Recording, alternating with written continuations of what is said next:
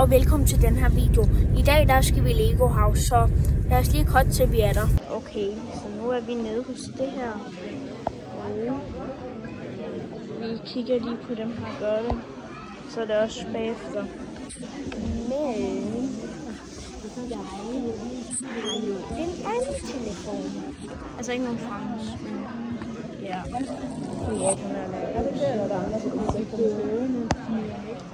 Jeg ved ikke, om det er noget med, at man godt for at lave mening. Ja. Så nogle af dem er godt nok gode til at lave mange blomster lynhurtigt. Ja. Til sidst er sådan en stor ja. Jeg skal lige også prøve det. Nogle af dem bliver godt nok også store, hva'? Ja.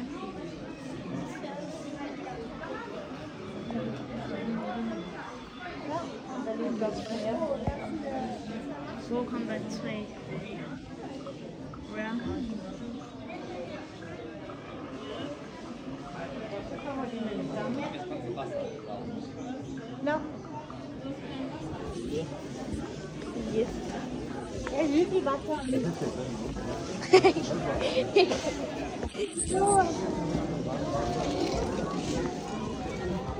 Så. Nu kigger vi på det her. Det står derovre i bur, det er folk, der selv har lavet dem. Så når de vinder prisen, så får de lov til at stå i det bur. Jeg prøver at bede min egen her. Okay.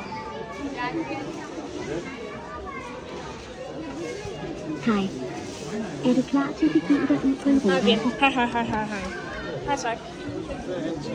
Nej tak. Jeg gider ikke at kigge så meget. Så nej tak. Den her, den kolde. Okay. Ja.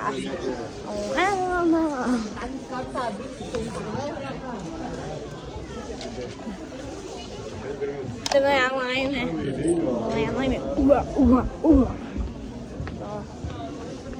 Ja, jeg kender koden. Hov så. Så en.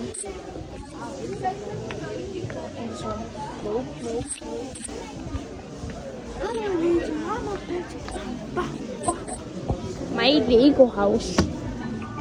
Ja, det prøver jeg. Kom. Ja, nu kan du gå. Ja. Hey, it's me. Yeah. Mor. Det her, det er gemt, fordi at jeg vandt over Elias, ikke også?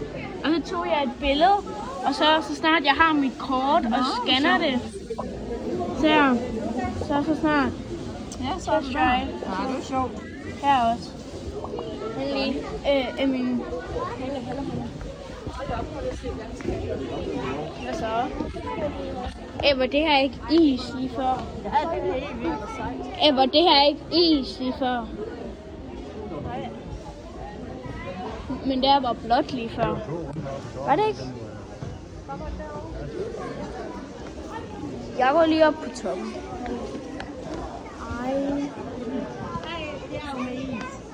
Ja, der var det jeg tænkte. Det var det, jeg tænkte. Der var så lige... Godt nok. Jeg tænkte.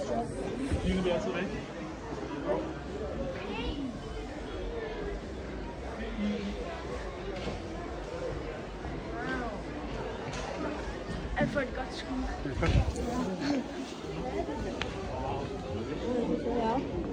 Ja. Det der hvide hus, der kan se, hvor det er fra. Vi går den her bare rundt og se, om der er flere ting, vi kan genkende.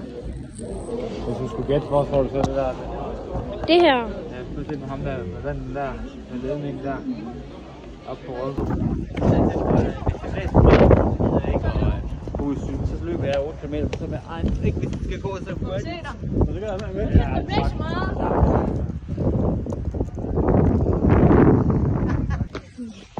Dem her, dem går jeg lige op af.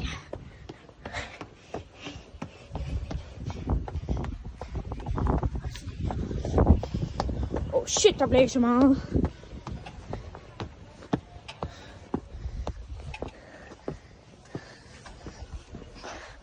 Okay, nu er vi her. kommer. Okay, så nu, oh shit. Skal vi se godt.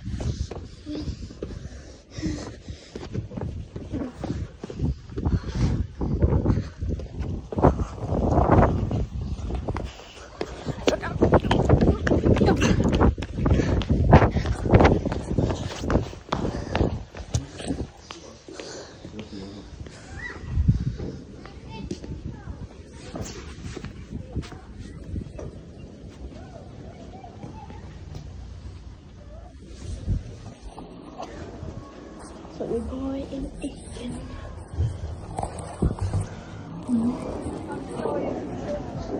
Ja.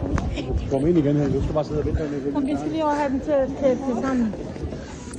Jeg kunne ikke bare prøve at scanne de der billetter igen. Prøv at komme med det. Jeg har fået nyt armbånd. Så jeg bare. Vi skal ind igen. Jeg bare. Ja, det skal vi op ad nu.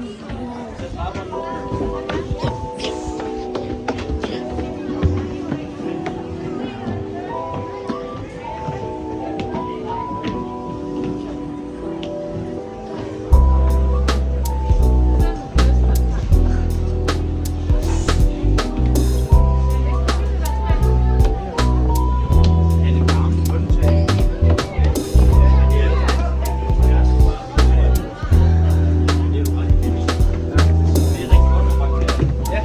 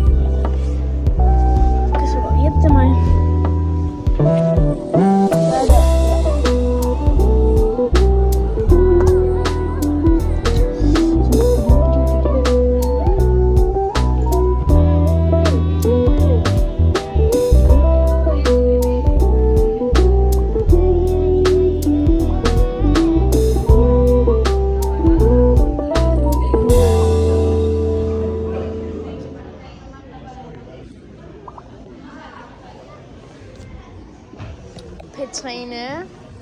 Ja. Mit kort. Tak. Fik du dit armbånd? Ja.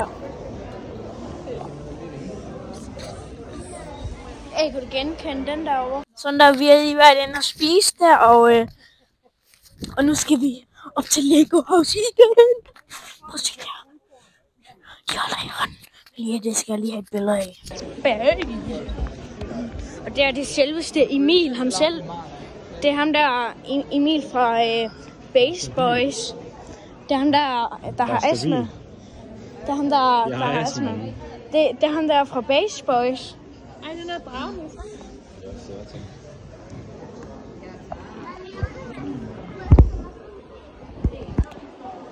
Er i Lego House. Part 1. Og skal vi lave en stop motion, eller hvad? Du skal bare sige ja. Nå jo, sorry, det skal vi faktisk. Og den her, ham er ridderen i golf. Det han tænker på, det er hokture. 100%. Okay, jeg bygger noget her, og så vender jeg lige tilbage. Vindmøller. Se, der er, hvad hedder det? En del officer, og der er... Det der, det er mig Farming Simulator, og det der op, og det der, Prøv at se. og det der.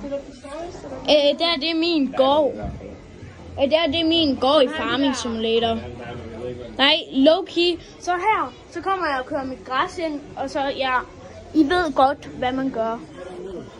Og jeg skal hjem og bare sidde og spille Farming Simulator.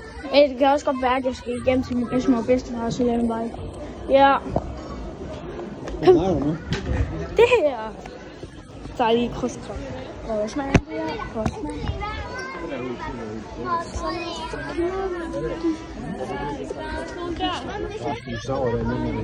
det er de samme. Bare lad os fucking lave den fucking stop motion.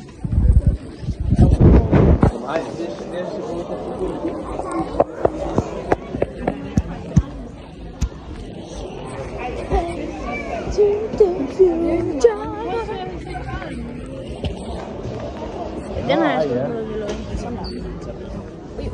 Ui. Den er pokal, ikke også? Den er pokal. Den er til mig. I stedet for guldtuben, så betyder det den bedste YouTuber i hele verden. Skal jeg videoer, mens du holder den? Ja. Verdens bedste YouTuber. Et nye playbutton. Ja. Så nu skal vi ned og lave en stop motion. Den herovre.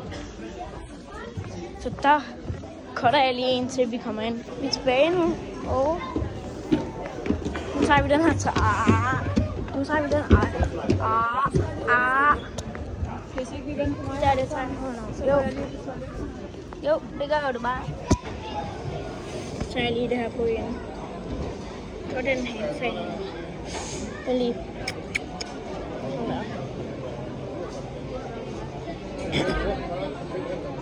Nå, okay. Det var 24 timer i Lego House. Med Lego med hjem, Lukas. Ja, det skal jeg da. Nå, du har hentet derovre, ja. Og har der været en hætte på her? Ja. Den tog jeg af. Det kan jeg også se. Kan du ikke finde ud af? Nå, der kommer han.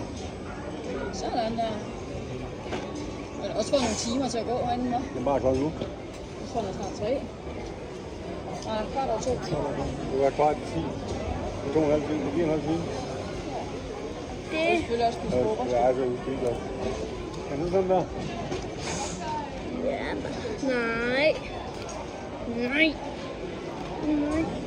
Den her kan vi bare gå fra. Kom. Det går stadig nu. Jalla, vi smutter. Min tur er til at scanne mit. Hvad? Mit, det skal også lige scannes. Vil du have den? Ja, det kan jeg godt. Skal jeg også scanne mit? Jamen, Ikke noget. Så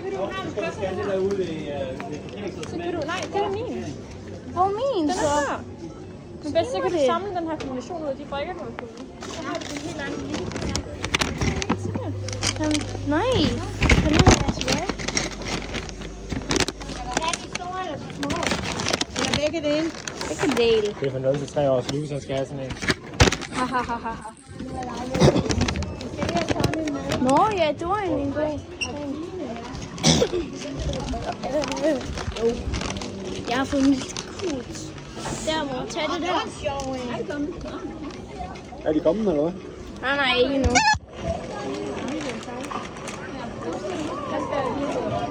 Ja, det er mit. Inden vi kører på. Ja. Det er det mit som det eneste. Og bedste var også for sjov en. Hvad skal jeg så gøre? Og så, hvad mere? Nå, Det her er det nyeste Lego i hele verden. Jo, det er det jo egentlig. Ja. hvor er det vigtigt, hvis I De bedte. Så husk, at du skal scanne dit der, Tommy. Goodbye, Lucas. Goodbye.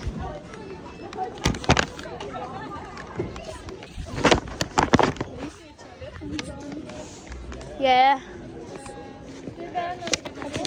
Men det tænker jeg ikke lige over. Så kan jeg jo bare låne jeres, og så kan jeg lege med det, eller bruge det i bilen. Nej, ikke kortet. Legoet. En gang for mit. Jeg tager dit. Tak. Så skal jeg bygge noget Lego. Nej, det er dit. Så tænker jeg, at det skal jeg bygge i bilen. Så yep. Så er vi i gang med lige at lave en stop motion. Og hvad det ligner indtil videre. Og nu skal der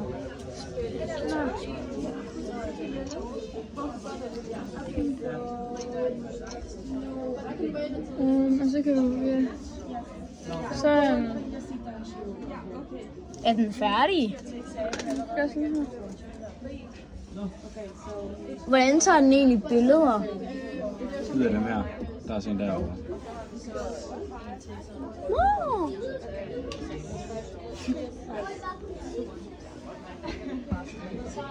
Ser det dumt ud? Det er billedet. Du er det på. Ja, sådan der.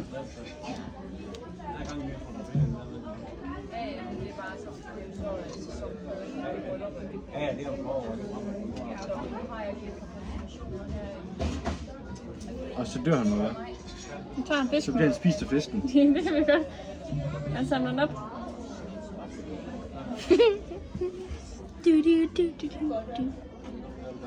Der kan man se Emil fra Base Boys.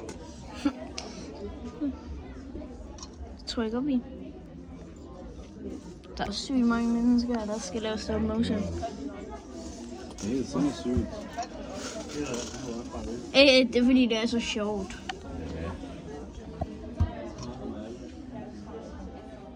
Hvad kan man sige? Hvad vi gør nu? Røveren skyder ham. Okay. Og stjæler fisken, eller hvad? Ja. Ja. Okay. Nej, også de her diamanter. Ja, røveren skyder ham. Tager båden. Og så tager fisken med. Ja, det er godt, det der Katrine. Altså, Hvorfor kan vi ikke sætte den? Den vælter jo. bare balancere den lidt. Der er flere fisk. Fordi så skyder han i vandet, så kommer der masser af vand, så er lige pludselig mega mange fisk. Ej, vent lige med at smide på nu. Ja, så kom til, så skyder han. Skal vi have bombe eller plask Ja, i vandet? Jeg kan have bombe. plask i vandet. Plask herovre. Nej, det er rigtigt, det er rigtigt. Hvad må jeg sige? Der. Prøv at trykke på plasken måske. Eller plasken. Er det bombe eller plask, der skal Ja, så være? kommer bombe derovre. Og så er han her. Så, Ja, og så mega mange fisk. Så. Ej, mor. Må stoppe med det Mega mange der. fisk. Ja, sådan der. Og så Tag et billede. kigger I. Kig jer altså ind. Nå, væk. Nej, der. Lukas, hvad det var? Okay, men må vi have så lang tid tilbage her? Det er rigtigt. Så skynd jer. Jeg tager billedet, ja. Okay, det var Det er der stadigvæk, hvordan går det? Jamen, nej, det stop. Den kommer ikke igen. Den er der. Og så, nu har du taget 4 gange det samme billede. Det er lige her. Det skal være lidt langt. Jamen, Så der. Så kan man tage fisken, og så... Nej, og så et plask. 1 minut, vi er 1 minut. Så et plask. Her. okay. Ja. Og så skal ham der hoppe op i båden, ikke? Og sejle væk. Ja. Så tag et billede. Bare hurtigt. 3 sekunder.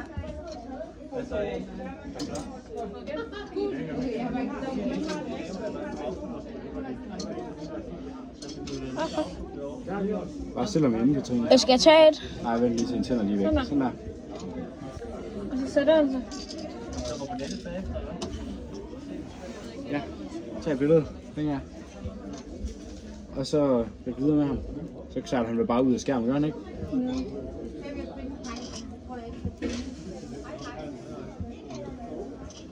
Det er så meget, vi har også lavet en god film. Er I allerede færdige med os? Ja. Kan man så downloade dem på nettet bagefter, eller hvad? Jamen, jeg tror, hvis du scanner dit armbånd QR-koden, så tror du, du kan få dem. Okay. Så er han væk. Han er væk nu, Katrine. Vi skal bare lige være sikre. Skal I ikke have en bil med Det ind var over? heldig timing. Hvad hedder den der ikke bare? Den fisk skal jeg lige have lavet. Den her. Og så skal min anden og min bedstemor til at lave den. Den ligger her, og så er der nogle andre, der kan få blæen. Der er 2, jeg har lavet deri. Og det er den her. Og så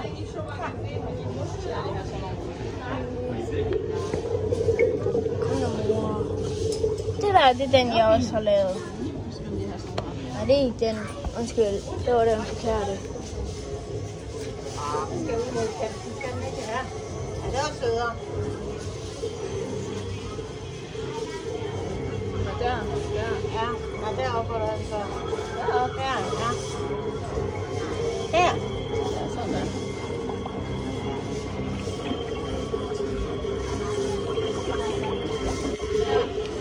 Nu er der. Ej, der var han. Nej, hvor er det fint.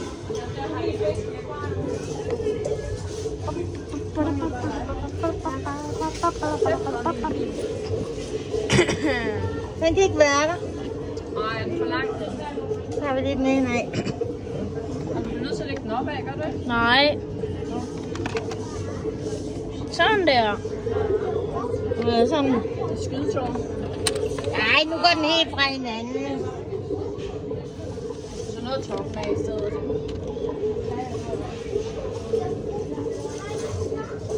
Sådan her. Nej, det gider jeg slet ikke. Nej, det kan jeg godt forstå nu. Jeg kan godt forstå. Nå, jeg fik det. De der, det er store. Lad nu være med at stikke den ind i.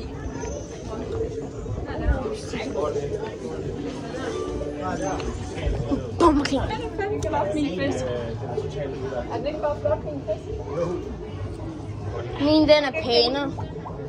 Det der, det er ikke min. Det der, det er min. Og hvor er din? Min. Det var så totalt hullet. Den der, jeg ved ikke hvordan, men... Er du spist ved det? Noget lignende. Ej, hvad er det der? Kommer ud der og rører. Hvor er den? Det er skulle brugt næsten de samme øjne og mund og det hele. Jeg har også fået min orange. Nå, vi smutter. Hop. Klur. Nej. Jeg skal lige have noget håndsprit på, fordi ja, det kan jeg godt forstå. Det er simpelthen boglægger, det her. Nogle gange en vores. Kan jeg godt få det her? Det er bare.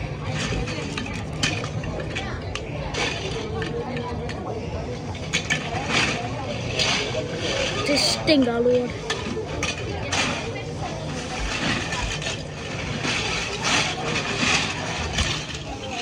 Sådan her. For nu af så skal jeg ikke røre ved noget. For nu af så skal jeg ikke røre ved noget, fordi jeg lige har sprittet fingre. Og så fordi det der sprit, det lugter af lort, så skal jeg ikke have det på igen.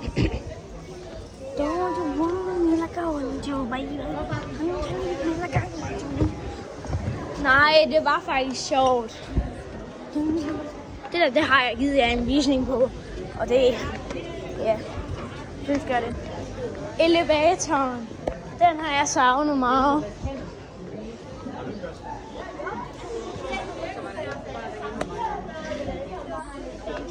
Og jeg rødte min armmule. Jeg har ringet til en elevator. Jeg har en elevator.